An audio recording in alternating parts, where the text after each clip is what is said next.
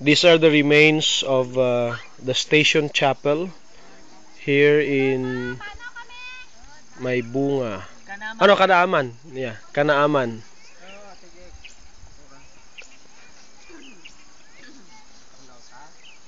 Even the huts, the houses of some members here also suffered damage during the Typhoon Frank. We slept in that hut that is being revived and renovated after the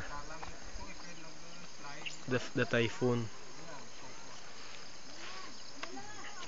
There has been a massive landslide near the site of this church that it took away the the toilet and brought it down along with the landslide.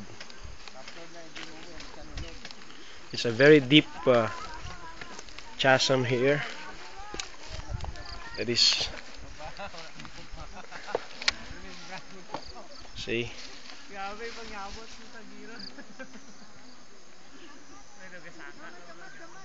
So Typhoon Frank took away large chunks of the side of this mountain and brought it to the river down below.